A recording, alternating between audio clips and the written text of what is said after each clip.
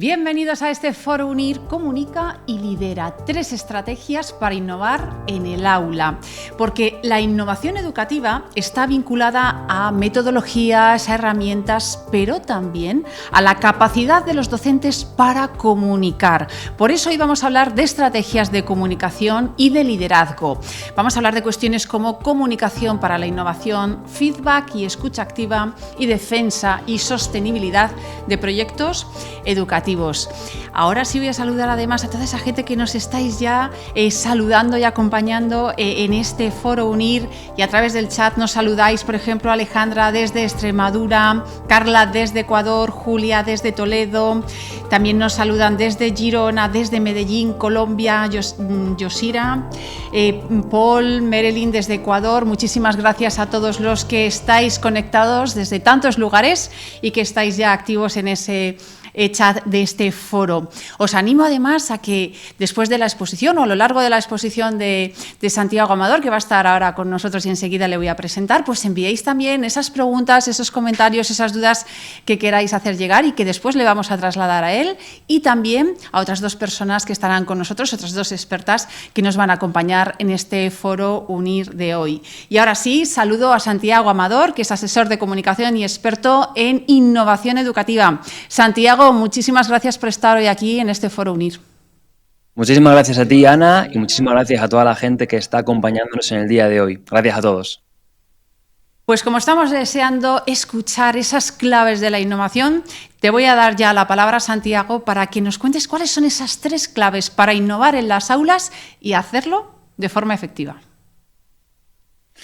Perfecto. Adelante. Muchísimas gracias, Ana, y como digo, muchísimas gracias a todos los que estáis aquí porque compartís con nosotros lo más valioso que tenemos, que es el tiempo. El tiempo se puede desperdiciar, se puede entregar para hacer algo que queremos o se puede gastar de cualquier manera, pero lo más valioso del tiempo, y ahí radica su importancia, es que el tiempo que se va ya nunca regresa. Así que a todos los que estáis aquí hoy con nosotros, muchísimas gracias. Hoy vamos a hablar de la comunicación. Y para hablar de la comunicación me gustaría empezar con una historia que a mí personalmente me encanta. Es la historia de Ben Carson. Y seguramente este nombre no suena nada, suene desconocido, pero permitidme que os ponga un poco en contexto.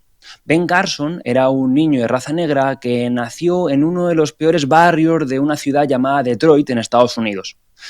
Desde muy joven, su futuro ya no pintaba muy bien. De hecho, lo más probable es que acabara en alguna pandilla de su barrio, en la cárcel o incluso con un destino más trágico si cabe. No tenía padre y desde el primer momento en el colegio todos los profesores empezaban a etiquetarle como el niño violento, el niño que siempre creaba problemas, ese niño que no atendía en clase. Todos los profesores, salvo uno. Un profesor, el profesor de Ben Carson, que en lugar de castigarlo, lo mandaba a la biblioteca. Todo el rato lo mandaba a la biblioteca. Ven a la biblioteca, piensa, a la biblioteca, lee, a la biblioteca, reflexiona. Ese profesor creía en él. Y con el tiempo, Ben, que al principio iba sin muchas ganas a ese lugar donde estaban tantos libros esperándole, empezó a leer y se dio cuenta que las ciencias le apasionaban, la geología, la biología, cómo funcionaba el cuerpo humano. Le encantaba esa materia y ese profesor confiaba en él. Sin embargo, el resto de profes, el resto de compañeros lo seguían etiquetando como ese alumno poco inteligente, violento, problemático. Pero un día ocurrió algo inesperado. El profesor de Ben Carson, ese que confiaba en él, el que le dio su confianza de primer momento, sacó un mineral que mostró a toda la clase y preguntó: ¿cuántos de vosotros sabéis el nombre de este mineral? Nadie sabía la respuesta, excepto un alumno, Ben. El profesor miraba a Ben esperando su respuesta, pero ni siquiera Ben estaba seguro de que él pudiera ser el único en saber esa respuesta.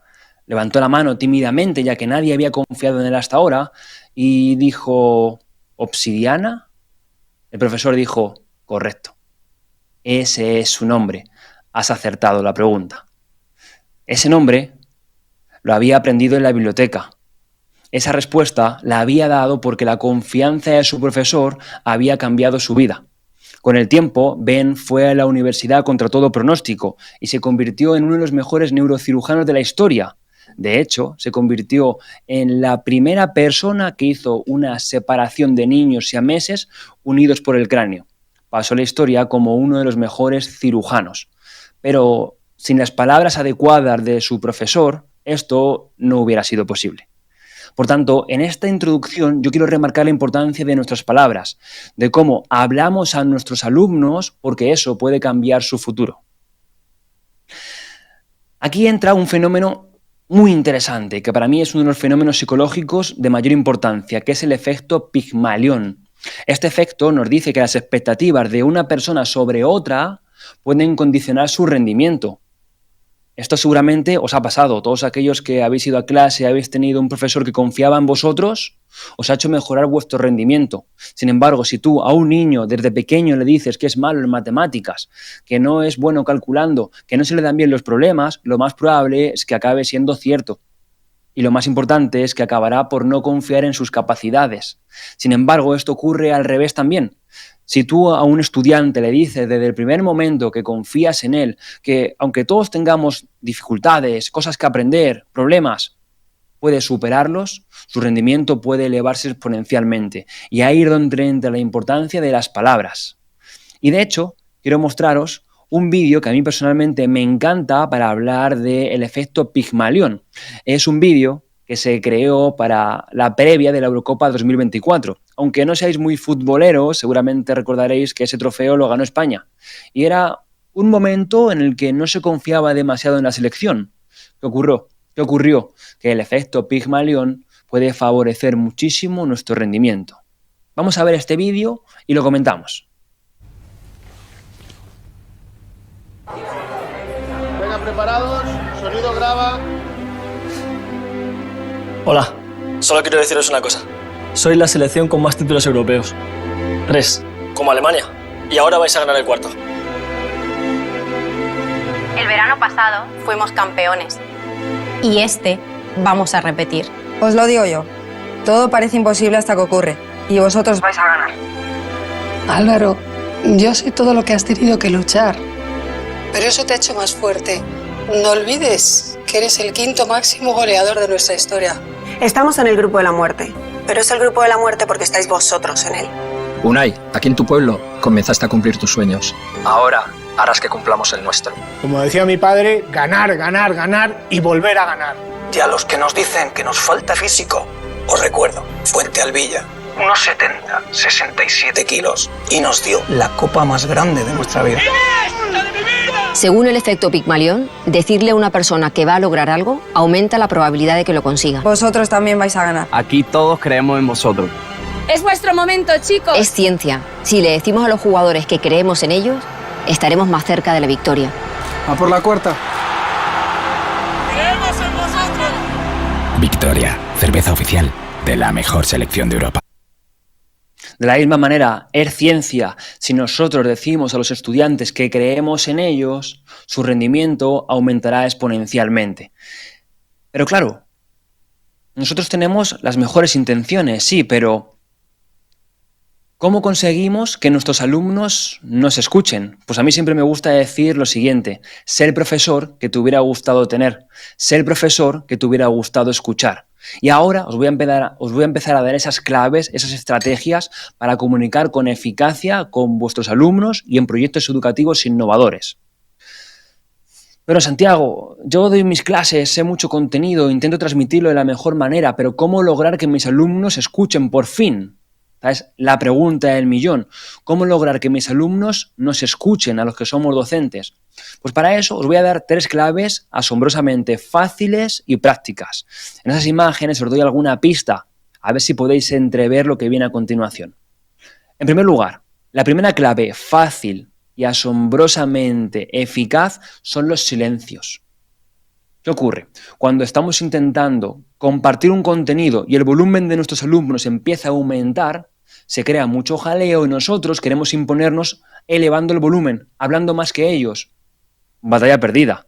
No sé si esto lo habéis vivido alguna vez. Intentáis dar clase, la clase empieza a hablar y tú empiezas a gritar más alto para imponerte, pero esto es una huida hacia ninguna parte, porque al final ellos son más y es intentar conseguir una solución a corto plazo, pero que no es sostenible, porque tú no vas a poder imponer tu voz por encima de 15, 20, 25, 30, 40 alumnos todos los días. Por tanto, una estrategia que funciona muy bien y es muy sencilla es el silencio. Cuando queráis que vuestros alumnos os escuchen de verdad, presentar vuestra idea con un silencio previo. Cuando queráis captar la atención, quedaros callados. Esto a mí me funciona increíblemente bien. Toda la clase está montando algarabía. Yo paso y me mantengo en silencio mirándolos. Porque un silencio es mucho más severo que los típicos: a ver, chicos, por favor, silencio, vamos a empezar a hacer la clase. No. Al final, esto está ya tan trillado, permitirme la expresión, que pierde ese efecto. Sin embargo, el silencio es muy potente, porque en un mundo lleno de ruido, quedarnos callados llama la atención. En línea con esto, viene muy bien otra estrategia, que es conseguir la atención mediante diferentes técnicas. Una de ellas, hilada con este silencio, y en lugar de elevar la voz, lo que vamos a hacer es bajar el volumen. Esto funciona súper bien. Cuando vuestros estudiantes estén montando mucho jaleo, haya mucho ruido, hablad como si contaseis un secreto. Bueno, os voy a contar algo, aunque no sé si esto debería contarlo. Bueno, voy a empezar. Ya todo el mundo va a empezar a escuchar. Bueno, a ver, os voy a contar una cosa que me pasó ayer, es algo personal, pero... Y luego compartimos el contenido que queremos enseñarle. Bajamos el volumen y se produce un efecto de cascada, porque muchos alumnos van a empezar a bajar su volumen o a quedarse callados para ver qué dices. Y los demás van a ver que algunos se han callado y van a decir: oye, ¿está pasando algo importante? Y los últimos que siguen hablando van a decir: espérate, que todo el mundo está callado, todo el mundo está en silencio. También me callo yo. Bajo el volumen y ellos aumentan su atención. Otra técnica súper fácil que viene muy bien cuando la usáis de manera intencionada: hacer preguntas. Preguntas al aire. Y normalmente los docentes hacemos preguntas para a ver quién sabe esto. Y responden uno o dos, que pueden ser los que mejor vayan en la clase, los que más nivel tengan. Pero hay una forma mucho mejor para conectar con tu clase y que te hagan caso. A hacer preguntas que sepan la respuesta. A hacer preguntas cuya respuesta sepan. Decimos: sin atención no hay nada más. Es evidente, todo el mundo lo sabe, pero a todo el mundo nos gusta sentirnos reforzados dando una respuesta correcta. Sin embargo, cuando hacemos una pregunta que solo sabe uno o dos alumnos, el resto se queda fuera de juego. Sin embargo, si hago preguntas que todo alumno sabe, conectan enseguida conmigo. Y esto es súper fácil de aplicar y funciona muy bien. Otra forma realmente sencilla y eficaz es ocupar el espacio mientras yo explico. En lugar de quedarme estático detrás de la mesa, parapetado detrás de un atril, detrás de mi estante, detrás de mi escritorio, me muevo y voy ocupando ese espacio. Eso funciona muy bien, porque todos los estudiantes se sienten recogidos en ese discurso, en esa exposición que estás haciendo con ellos. Y también hay una estructura a nivel comunicativo que funciona increíblemente bien y es súper fácil de utilizar. Es la siguiente: condición, beneficio, contenido. ¿Nunca os ha pasado que llega la parte más importante de vuestra clase y en ese momento no escuchan? Usad esta estrategia. Condición, beneficio, contenido. Condición: atentos. Os voy a contar algo importante. Silencio. Incluso bajo el volumen para que presten más atención. Os voy a contar algo muy importante. Silencio. Y quiero que lo escuchéis, beneficio. Porque si aprendéis a hacer esto, estudiar os costará mucho menos tiempo de cara al examen. Beneficio. Silencio. Y ahí introduzco el contenido que les voy a contar. Dejadme que os cuente una parte clave sobre la célula que todo el mundo pasa por alto. Condición: si escucháis, si hacéis caso, si hacéis este trabajo, si lo hacéis de esta forma. Beneficio: conseguiréis, esto será más fácil, la tarea será más rápida, porque todo el mundo buscamos beneficios o evitar perjuicios. Y después de un silencio introduzco mi contenido. También lo puedo hacer al revés, con un perjuicio de manera negativa. Capto la atención con una condición.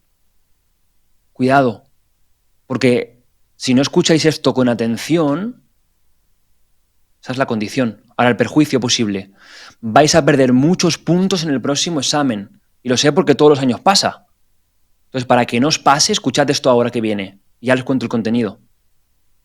Es una estructura que viene increíblemente bien para que te escuchen siempre. Condición, beneficio, contenido. Condición, beneficio, contenido. Y lo salpicamos de esos detalles que contábamos antes. Silencios, bajar el volumen, ocupar el espacio. Si os das cuenta, son claves fáciles que cuando las usamos de manera intencionada consiguen la atención de todos los alumnos. Y otra clave que también debemos trabajar es enseñar a nuestros estudiantes a hablar y a escuchar. Hay un montón de estrategias, un montón de juegos, de ejercicios, pero yo os lo he querido recopilar en un pack de regalo que os he preparado para esta charla, por haber venido, que os lo agradezco muchísimo, y sobre todo para que mejoréis vuestra comunicación y la de vuestros alumnos. Entonces ahora el equipo técnico estará compartiendo ese material que espero que os ayude muchísimo, que se compone de los siguientes elementos. Ejercicios y consejos para hablar con confianza y seguridad, tanto si estáis en un aula como si aún no lo estáis y tenéis que opositar. Un dossier de actividades para mejorar la comunicación de vuestros alumnos. Os recomiendo que apliquéis la liga de debate y el formato pechacucha, es fantástico. Una rúbrica para evaluar a vuestros estudiantes.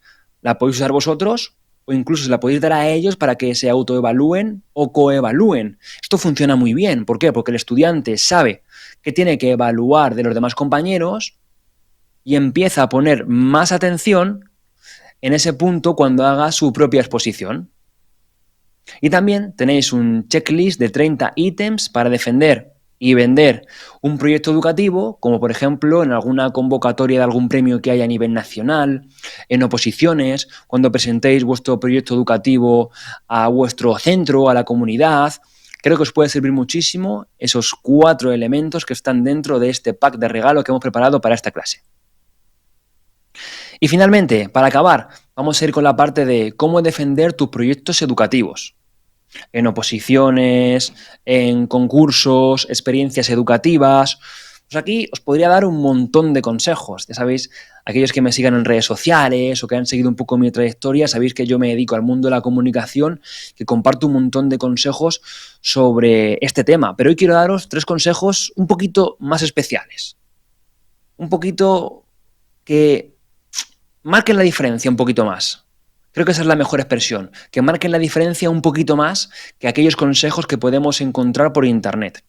En primer lugar, cuando presentéis vuestro proyecto, ya sea en una oposición, una programación, situación, unidad didáctica, como se llame en la comunidad donde os presentéis o según la convocatoria, cuando os presentéis a una convocatoria de proyectos innovadores, que de esto en el máster de innovación hacemos un montón y luego muchos proyectos ves que llegan a convocatorias y ganan premios y claro, la manera de presentarlo cambia todo. Por tanto, sea cual sea el proyecto educativo que queráis defender, hay 3 claves que yo voy a compartir con vosotros. 3 claves para marcar la diferencia. En primer lugar, no cuentes solo características. Dibuja un problema que la audiencia pueda tener y explica cómo vas a solucionarlo. ¿Qué suele hacer la gente cuando presenta sus proyectos? Esto yo lo veo mucho, por ejemplo, en oposiciones. Bueno, vamos a trabajar por ABP, aprendizaje basado en proyectos. El ABP es definido como una metodología activa que pone en el centro del proceso de enseñanza-aprendizaje al alumno y que se basa en hacer un proyecto final. Esto son características, definiciones, pero la persona que está enfrente seguramente ya lo sabe. Imagina, un tribunal, el juez de un concurso de proyectos educativos, ya lo saben. El director de tu centro, el que quieres presentarle tu proyecto, ya saben qué es eso. ¿Dónde podemos aportar un valor diferencial? Dibujando un problema y explicando con piel, con señales, cómo vamos a solucionarlo. ¿No os habéis dado cuenta que en los últimos años a los alumnos le cuesta cada vez más mantener la atención, analizar un texto y explicarlo de manera oral?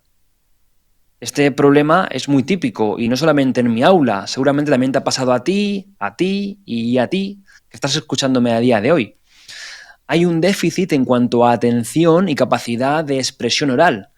Y para ello, lo que hemos pensado es llevar a cabo un proyecto que se base en los intereses de los alumnos para mejorar esta dificultad que están teniendo. Porque ¿cuál es el fin último de la educación si no es educar para la vida fuera del aula? Por eso vamos a plantear un proyecto, aprendizaje basado en proyectos. Y este proyecto va a estar hilado con los intereses del alumno y van a desarrollarlo de una manera motivadora. ¿Por qué?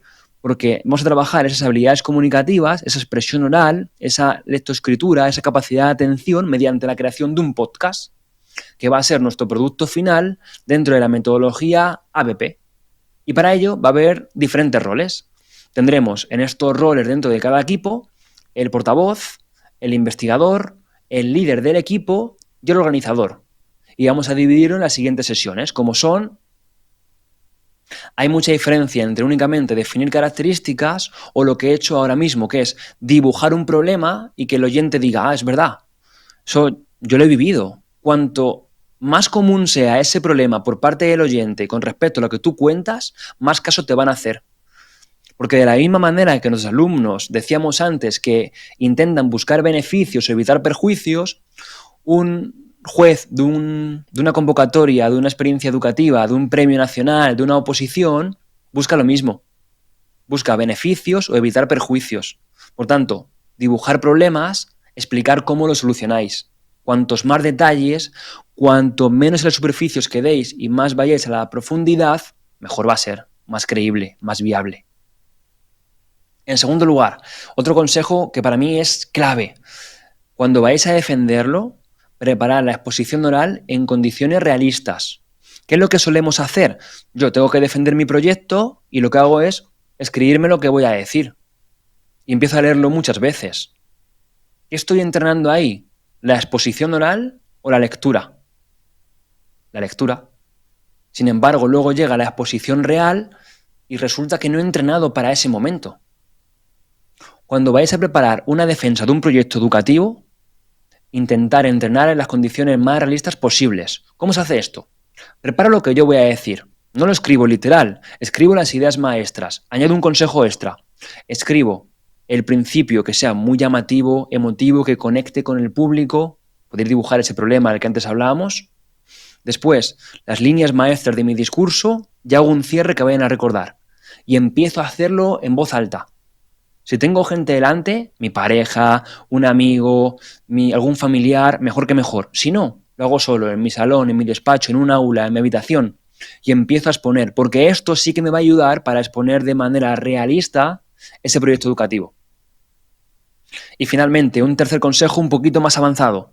Cómo responder preguntas del tribunal. Cómo responder las preguntas que nos puedan hacer en un concurso de experiencias educativas. Cómo responder las preguntas de un padre, madre, director cuando presentemos nuestro proyecto de innovación. Este es el momento más temido, el momento de las preguntas. Os doy una clave muy fácil y otra más avanzada. La clave fácil. Pensad qué preguntas os van a hacer. ¿Qué? Yo no sé qué pregunta van a hacerme, Santiago. Ok, prepárate entonces para la más difícil. Cuando tú estés ensayando, apunta qué preguntas podrían hacerte y dejarte pensando, con un poco de duda. Prepara las respuestas. Es muy probable que esas respuestas te sirvan para la fase de preguntas porque te van a salir incluso preguntas más fáciles. Pero como tú ya has entrenado las más difíciles, te parecen súper sencillas. Y en segundo lugar, y con esto acabo, un tip profesional para responder preguntas. El método IRE. Siempre que vais a responder preguntas, utilizar esta estructura. IRE. Idea, razonamiento, ejemplo o evidencia. Por ejemplo, ok, nos ha hablado Santiago de su proyecto, pero ¿cómo va a trabajar la motivación de los alumnos? Empiezo con una idea. Pues lo que vamos a hacer es combinar objetivos claros con una práctica cercana a la vida del estudiante, que le sea útil para su vida. Ahora, un razonamiento, porque la motivación aumenta cuando lo que aprendemos está relacionado con nuestros intereses, cuando sentimos que somos capaces de realizar una tarea la cual nos han mandado. Y ahora acabamos con una evidencia o un ejemplo. Por ejemplo, en lugar de hacer ejercicios aislados de gramática, pues lo que vamos a hacer es diseñar un podcast completo, que es una forma de comunicación que está ahora súper de moda entre nuestros estudiantes, sobre un tema que a ellos les interese. Llevar a cabo este proyecto va a estar hilado con sus puntos de interés y va a aumentar su motivación, de la misma forma que vamos a trabajar los contenidos transversales y directos que hemos preparado para este proyecto.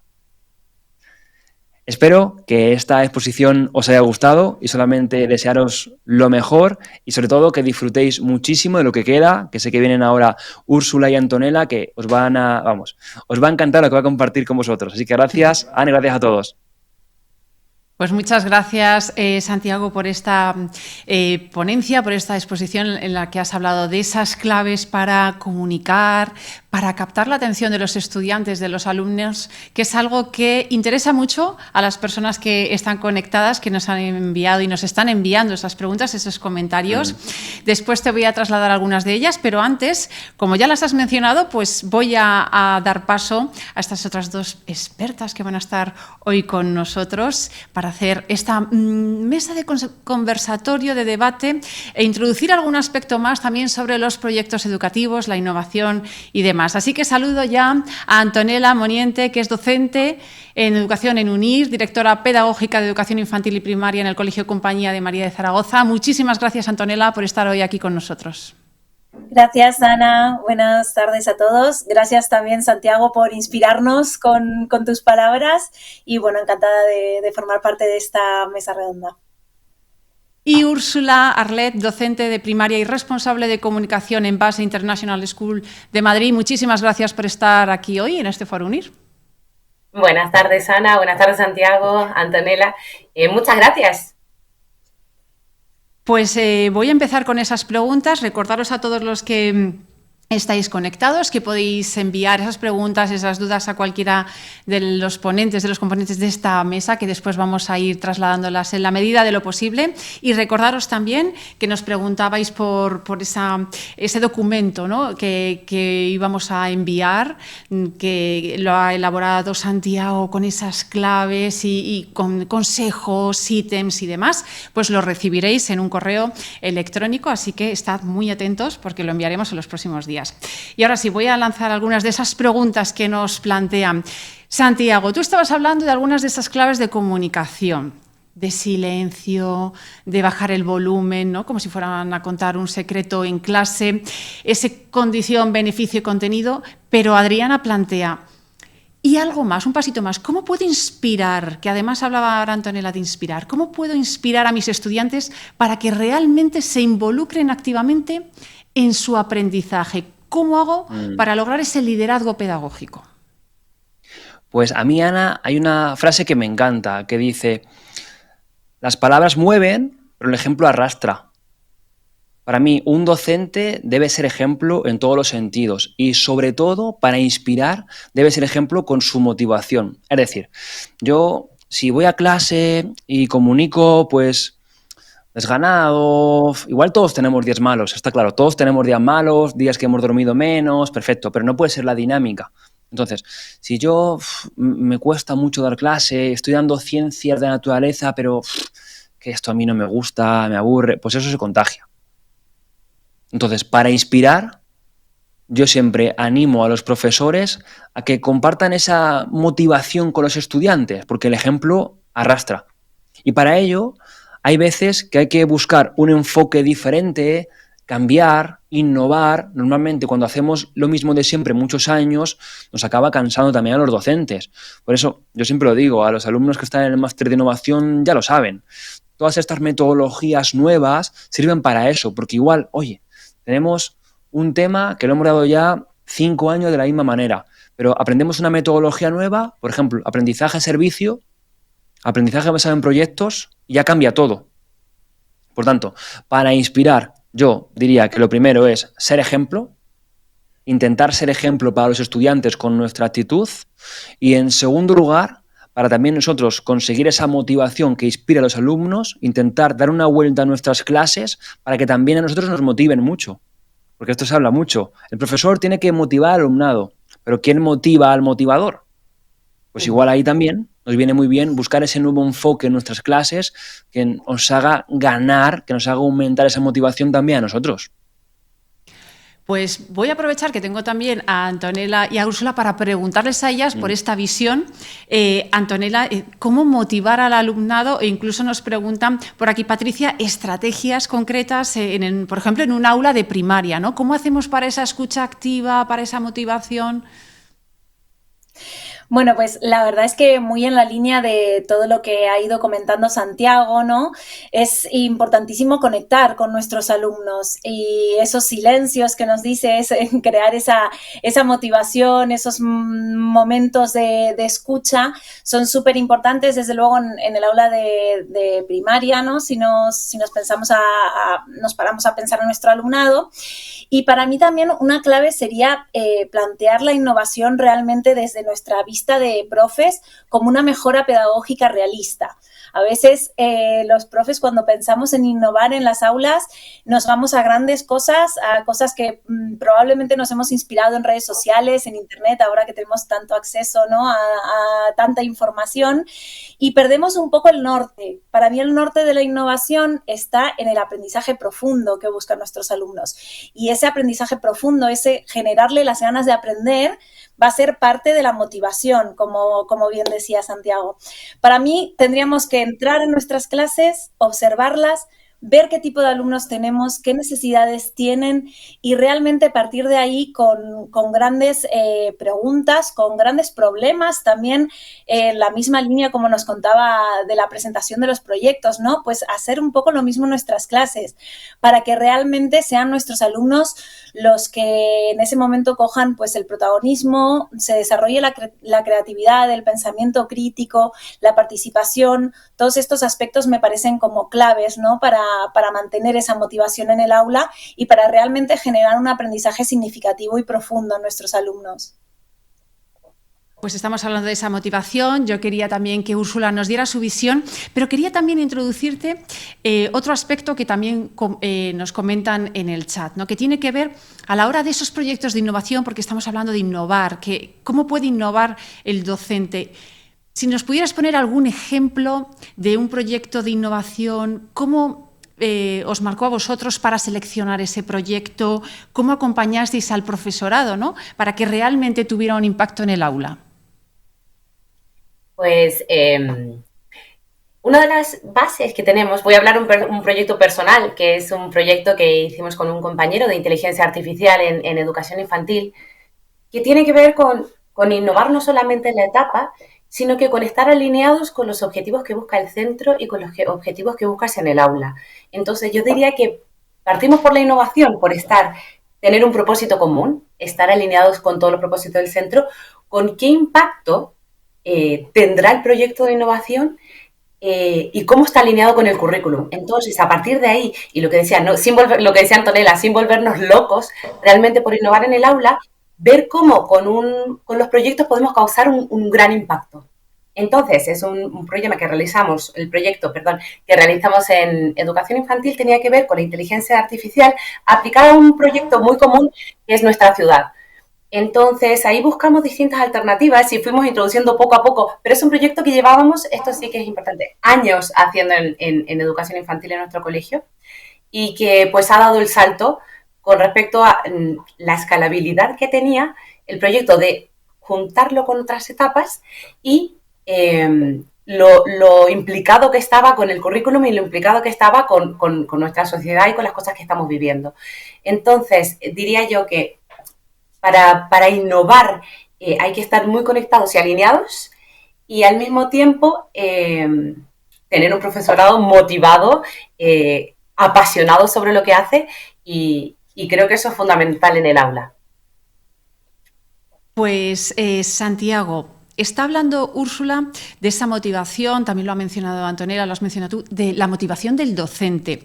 Y son varias de las cuestiones que nos comentan por aquí por el chat. Por ejemplo, Ivonne nos dice: gracias por ilustrar la importancia de la motivación en el estudiante. Pero la pregunta que me surge es: ¿cómo podemos motivar a los docentes cuando hay veces que el equipo directivo no quiere seguir esa innovación del colegio? O Fray Manuel, también desde Colombia, que pregunta eso: ¿cómo se puede generar un cambio en el centro educativo? La verdad es que en esta pregunta me va a encantar escuchar la respuesta de mis compañeras, de Antonella y Úrsula, pero yo diría que para ello, fíjate, cuando intentamos convencer a un equipo directivo de que siga nuestra propuesta, lo solemos hacer de una manera, como decíamos antes, cuando defendemos un proyecto, que no hay que hacer, contando características. Para mí, una clave para convencer a un equipo directivo de que innove de la manera que nosotros le pedimos es dibujar un problema que tenemos y a partir de ahí aportar la solución mediante un cambio metodológico. Porque claro, si tú llegas a un equipo directivo y dices, toc toc, hola, ¿qué tal? Bueno, que he pensado que este año podemos trabajar con aprendizaje-servicio.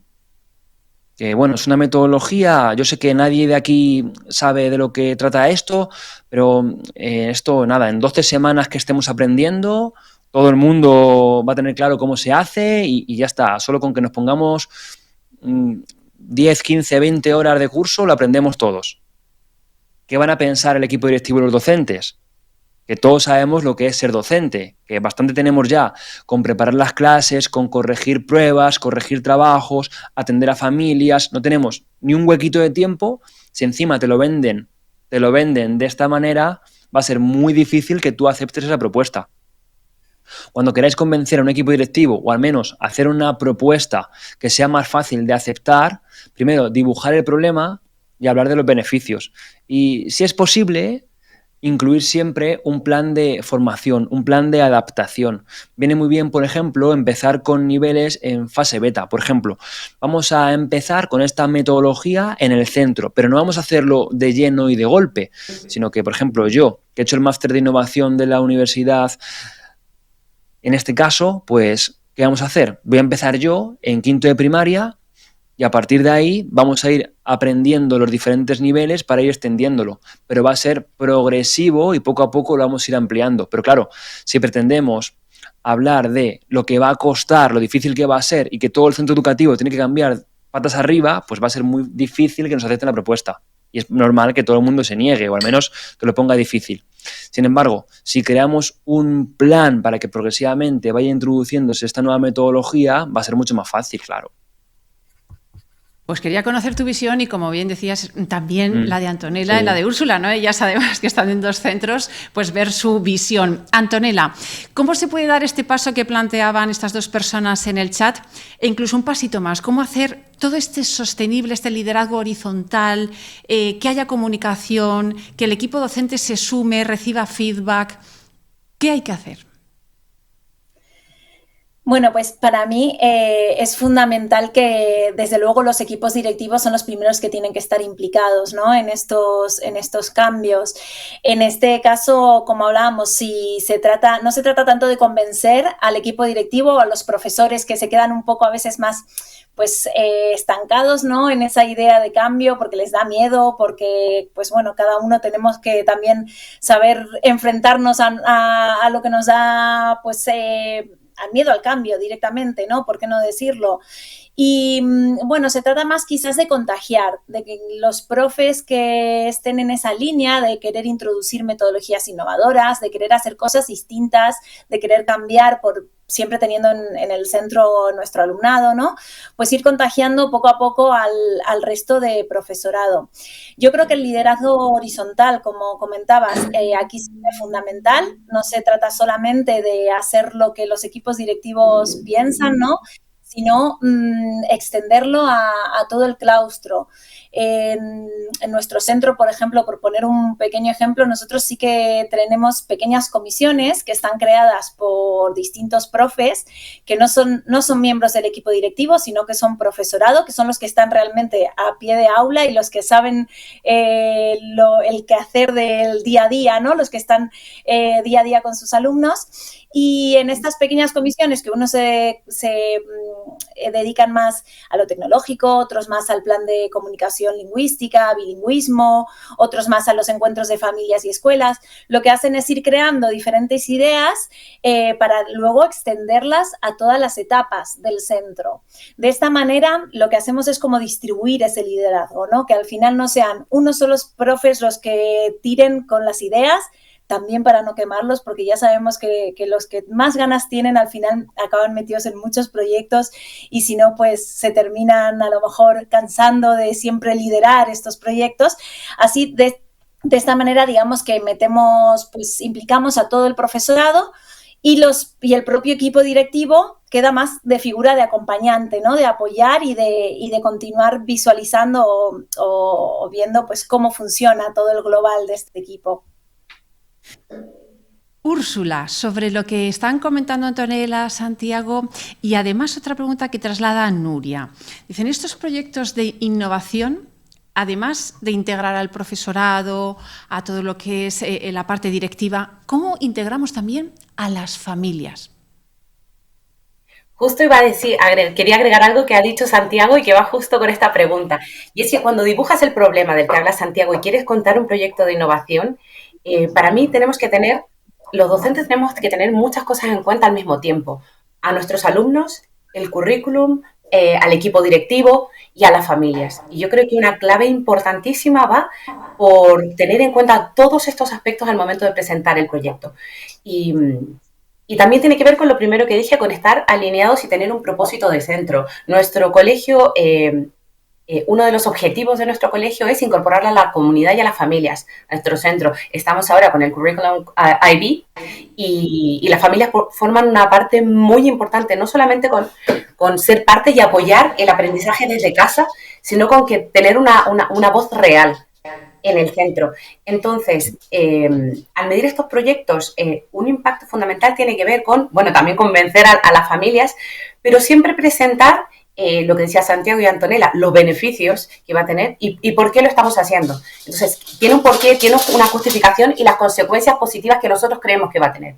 Entonces, siempre enfocarnos también en por qué y en los resultados que queremos esperar, porque estamos totalmente convencidos de que queremos innovar en ese sentido. Entonces, creo que ahí todo tiene sentido, como decía Antonella y decía Santiago. Estamos todos de acuerdo y alineados con un objetivo en común, que es la innovación. Entonces, ahí es cuando entran nuestras familias. Estamos hablando de innovación. Sí, dime, Úrsula. Sí, no, y que quería decir una cosa que se me olvidó también, que tenía que ver con el feedback. Total, porque también recibir siempre el feedback de las familias, pero no solamente eso. Y para añadir el último tip, también al presentar un proyecto a mí me encanta preguntar cómo sería mejor. Entonces, no presentar una propuesta clara, sino que siempre lo presento y digo, si se te ocurre alguna idea mejor o tienes algún feedback, por favor dímelo porque lo mejoramos entre todos. Y esto se hace con el equipo directivo y también con las familias. Entonces, creo que el feedback es fundamental. Pues mira, justo nos estaba preguntando Juan cómo gestionar ese feedback cuando a lo mejor ese proyecto no funcionaba como se esperaba, cómo se lleva esa frustración, cómo convertir eso en una oportunidad de aprendizaje, Úrsula. Hay muchos proyectos que no funcionan nada, absolutamente nada, y eso hay que tenerlo claro. Lo que pasa es que si presentamos bien el proyecto y tenemos el por qué lo queremos hacer, el cómo lo vamos a hacer y qué resultados esperamos, al final es muy coherente. Y creo que cuando algún proyecto realmente no funciona, nos damos cuenta todos. O sea, desde los alumnos hasta las familias y los profesores. No pasa nada, siempre que quede un registro, eso sí que es muy importante para mí, llevar un registro, y lo llevamos también como colegio y en todas las etapas, cuando trabajamos como ese liderazgo distribuido, distintos equipos que también trabajamos en el colegio, es que siempre haya un registro. Entonces, proyectos, registramos, medimos. Al final, parte importante de la innovación tiene que ser, hay que medirlo y dejar registro. Entonces, cuando lo tenemos registrado, pues ya vamos viendo qué funcionó, qué no funcionó, si fue metodología, si fue al llevarlo a cabo, si fue la etapa final, si fue la conexión. Entonces, para mí eso es fundamental. Yo diría que dejar registro de las cosas que vamos haciendo y de los resultados del proyecto. Y Antonella, sobre lo que está comentando ahora Úrsula e incluso Erika, plantea en el chat. Cuando uno plantea un proyecto de innovación con los chicos, ¿la idea es que se perdure en el tiempo? Es decir, ¿que se repita cada año o se tiene que cambiar según los chicos que ingresen? Bueno, pues esta pregunta es muy interesante porque la verdad es que, a veces pensamos que innovar es estar cambiando continuamente. Y en un momento lo ha comentado Santiago, también Úrsula ha dicho unas líneas al respecto, que los cambios no son de un día para el otro, los cambios al final llevan su proceso. Se tienen que mejorar. Los proyectos, como decía Úrsula, no siempre salen bien, pero el feedback para mí es como el mecanismo que transforma la comunicación en mejora, ¿no? Por lo tanto, esta es una parte fundamental en todos los proyectos de innovación que llevemos a cabo con nuestros alumnos en el aula, y de esos proyectos luego puede haber mejoras que transformarán esos proyectos en otros mejores, o incluso habrá veces que cambien por completo, ¿no? Porque las necesidades realmente vayan cambiando. También me comentaba una alumna el otro día, me decía, pero la innovación en algún momento se va a tener que acabar, ¿no? No vamos a estar siempre innovando. No siempre va a haber aprendizaje basado en proyectos, trabajo cooperativo. En algún momento ya esto va a pasar a ser la educación tradicional. Y digo, pues es que al final estamos en un mundo tan cambiante que queriendo o no queriendo, vamos a tener que seguir adaptándonos a las necesidades que tengan nuestros alumnos, que son la sociedad del presente y del futuro, ¿no? Entonces, bueno, pues es posible que sí, que los proyectos cambien y otros, pues que a lo mejor tengan más base, perduren un poco más en el tiempo. Pues voy a volver a Úrsula porque ella ha hablado de hay que medir, y entonces, según has dicho eso, han entrado varias preguntas en esa línea, por ejemplo, de Sandra. ¿Qué indicadores utilizáis para saber que una innovación está mejorando el aprendizaje o el bienestar del alumnado? O, Andrea, ¿cómo se establece esa validez, fiabilidad de los instrumentos de evaluación para las habilidades duras, blandas y competencias en un currículum basado en proyectos? ¿Y cuáles son esas métricas que permiten ver el éxito de esa innovación educativa? Para mí es imposible dar una rúbrica, dar una respuesta a todo, porque todas las cosas se miden por cosas diferentes. Lo que sí, creo que hay que tener una rúbrica y antes de empezar el proyecto, saber qué vamos a medir. Y en la medida que, por ejemplo, si estamos hablando en mi colegio de proyectos innovadores, ¿qué vamos a medir? El impacto, la alineación con el currículum, la escalabilidad del proyecto y el coste-esfuerzo, el coste-tiempo que le supone al profesor, y para ver, pues intentar ahí. En el caso de medir, pues, ¿cuál es la rúbrica? Para explicarme, tener muy claro qué quieres medir con la rúbrica, ya sea a nivel de competencia, ya sea a nivel de contenidos. ¿Qué quiero lograr con este proyecto? En el fondo, cuando vamos a innovar con un proyecto en el aula, sabemos perfectamente que queremos hacer algo que hacíamos antes de una forma diferente o totalmente nueva. Entonces, no comenzar nunca un proyecto innovador o cambiar algo sin saber cómo lo vamos a medir o qué resultados podemos esperar o cómo vamos a medir esos resultados. Entonces yo diría que la clave fundamental para empezar un proyecto y medir tiene que ver con saber cómo vamos a medir. Y en nuestro caso, en nuestro colegio, por ejemplo, nuestros alumnos conocen esas rúbricas y las familias también las conocen. Entonces partimos una unidad de indagación y ya nuestros alumnos y nuestras familias saben perfectamente qué unidad estamos dando, nuestra idea central y cómo se va a evaluar esa unidad. Y creo que eso sirve para las familias, para los alumnos en el aprendizaje y para los profesores, para los maestros, tener muy controlado. Espero haber respondido ahí la pregunta. Pues gracias, Úrsula. Voy a cambiar un poco de tercio porque para Santiago yo creo que nos puede responder a varias de las preguntas que también han llegado, que tienen que ver, ¿cómo no?, con las redes sociales, la IA, ese impacto en la educación. Entonces, Francisca nos está diciendo, ¿cómo influyen las nuevas tecnologías, por ejemplo, en esas habilidades comunicativas, en la falta de atención de los chavales? Daniela te pregunta, ¿cuál consideras que es el mayor reto ahora mismo en las aulas con ese impacto de la IA? Bueno, diferentes puntos. Voy por partes. En primer lugar, para mí, la mayor ventaja que tienen las redes actualmente es que han democratizado el acceso al conocimiento. El mayor problema que tienen las redes es que nuestra capacidad atencional, al tener tantos estímulos, está menguando. Entonces, para mí, un buen docente a día de hoy lo que debe hacer es mostrar a los estudiantes esa parte positiva que tienen las redes, que tenemos la biblioteca de Alejandría multiplicada por 100 a golpe de clic, y hay que saber usarla y usarla de manera responsable. Y también también un profesor tiene que enseñar a un discente los posibles perjuicios, que es que las redes sociales están hechas para que estemos horas y horas y horas y horas consumiendo contenido, el cual puede o no ser apropiado o no aportarnos nada. Entonces, yo siempre digo, se lo digo a muchos alumnos del máster de innovación, que en el pasado la diferencia entre el éxito profesional y el que no lo tenía era el que atesoraba más conocimientos. Actualmente, en un mundo en el que todo el conocimiento está al alcance de la mano, el éxito profesional lo va a tener aquel que sepa sintetizar los conocimientos y que tenga una mirada crítica cuando los recibe. Por tanto, esto también tiene que ser enseñado a nuestros estudiantes, a discernir entre lo que es útil y lo que no en redes sociales. En redes sociales hay contenido espectacular, pero gran parte de ese contenido nos hace perder el tiempo. Parte de nuestra labor docente, por muy innovadores que seamos, por muy modernos que seamos, es enseñar al estudiante a que diferencien entre un contenido de otro. Y esto también va muy en línea con la inteligencia artificial, la cual es una herramienta magnífica, sí, pero lo que no puede hacer es reemplazar nuestras habilidades. Yo personalmente recomiendo a todos mis alumnos, incluso a todos mis amigos, que hablen en público y que escriban.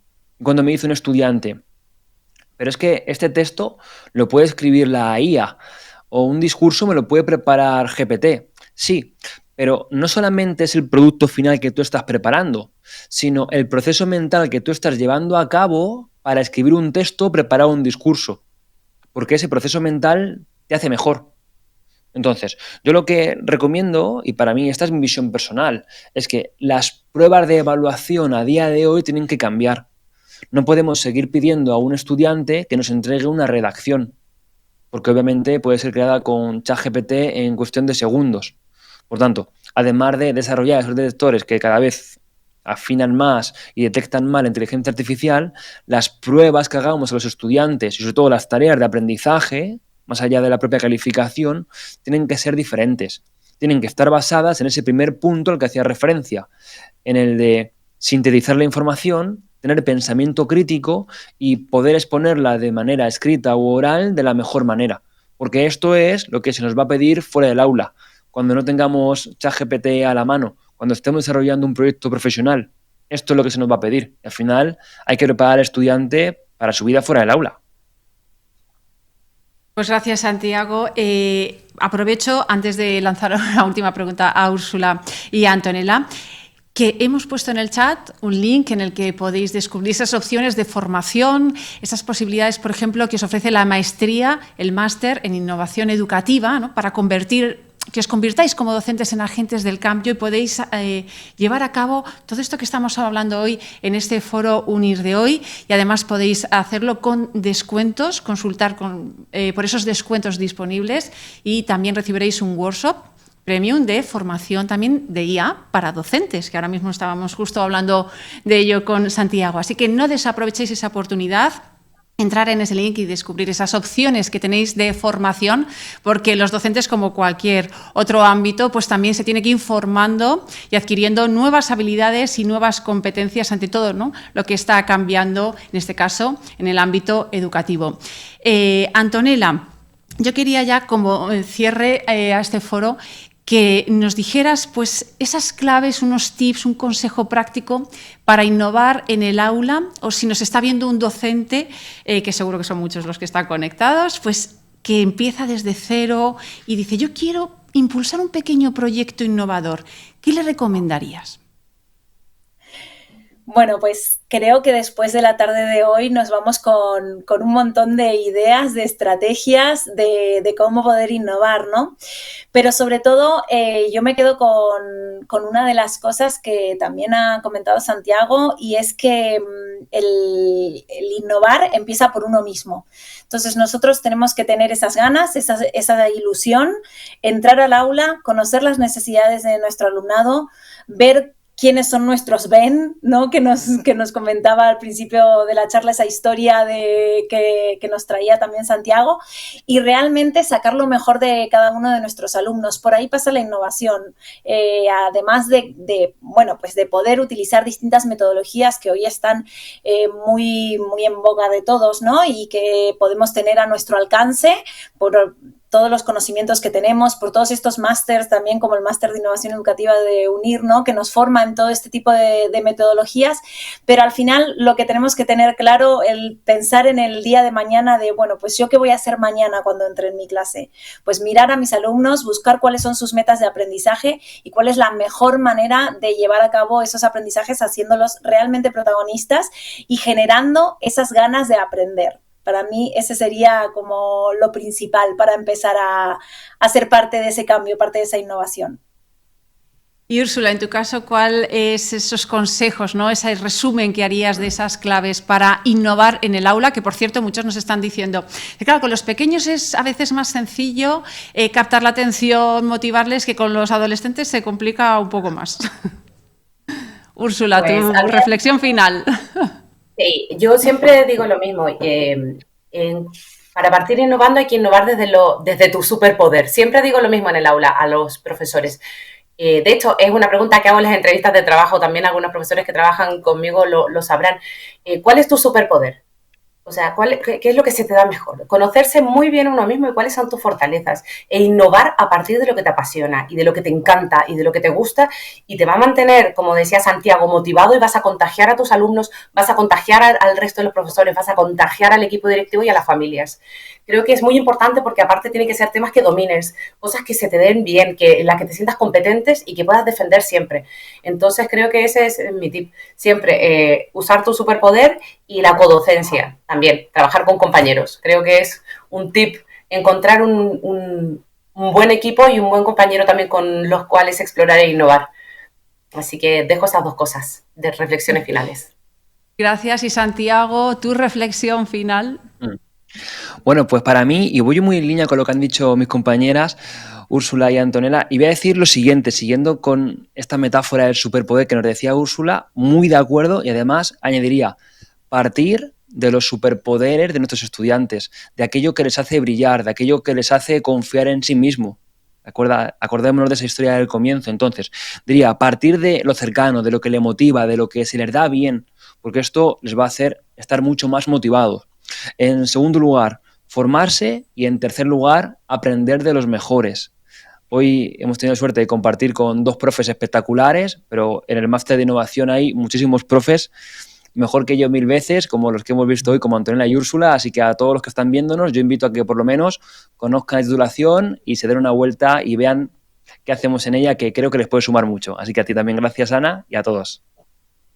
Pues por eso les hemos puesto un link para que podáis entrar y descubrir todas esas opciones de formación de habilidades, de competencias que os ofrece, en este caso la maestría en innovación educativa de UNIR, ese máster, pero también hay otras opciones, así que os animo a que entréis en esa página, hay un formulario que podéis rellenar vuestros datos para que un asesor de UNIR se ponga en contacto con vosotros y pues busque esa opción de formación que mejor cuadre con lo que vosotros queréis desarrollar y esas opciones de crecimiento profesional. Os lo acabamos de volver a poner en el chat.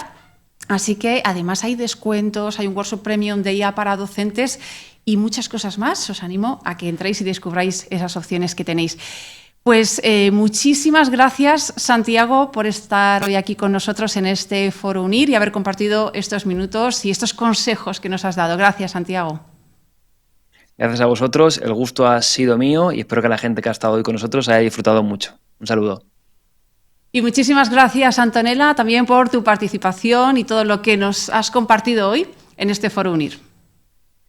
Gracias, Ana. Gracias también, Úrsula, Santiago. Un placer haber compartido este ratito con vosotros. Y, por supuesto, gracias a todos los que están aquí, como bien ha dicho Santiago, brindándonos su tiempo y aprendiendo también, ¿no? Creciendo junto a nosotros.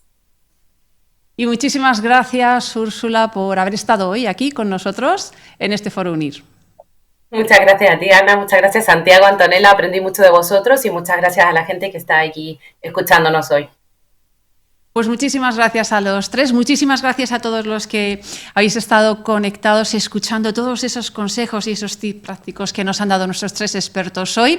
Solo pediros un último favor y es que ahora cuando os desconectéis os va a saltar una encuesta, os pedimos que la respondáis porque esto nos ayuda a seguir haciendo foros como el de hoy que aportan enorme valor con expertos como los que hemos tenido hoy aquí.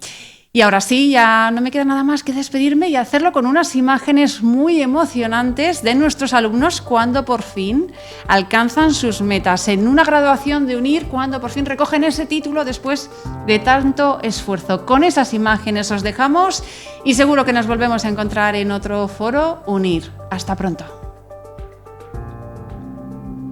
Yo os propongo que seáis de ese tipo de personas, de aquellas que actúan como vectores de paz, de amabilidad y de visión positiva.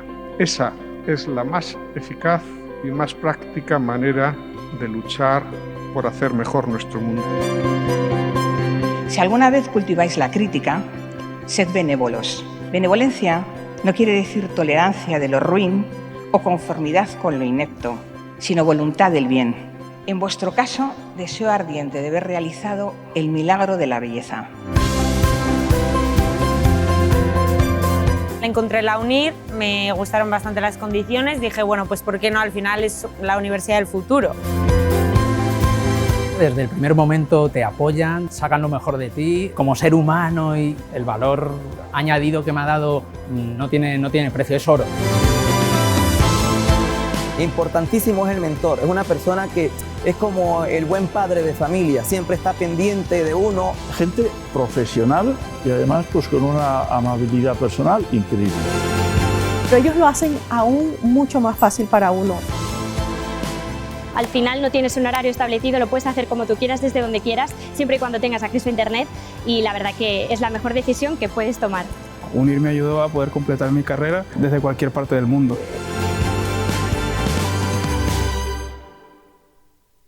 Queridos graduados, sabed que nos sentimos profundamente orgullosos de haber podido contribuir a vuestra formación y que nos tendréis siempre a vuestra disposición para lo que podáis necesitar de nosotros. La calidad de la enseñanza para mí ha sido brutal. Pues de UNIR tengo que decir que es una especie de reloj suizo. Todo está súper bien organizado. En otra universidad normal no podía haber sacado la carrera. Es uno de los grandes pilares que tiene UNIR, la facilidad de compaginar el estudio con el trabajo. Yo estoy muy contenta. El esfuerzo personal ha valido muchísimo la pena.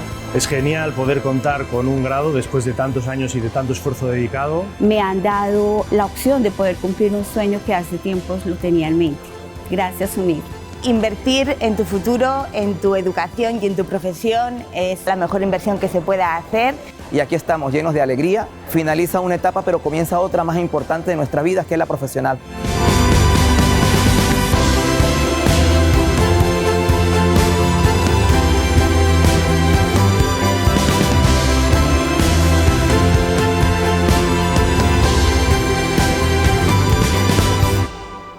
Lo logramos.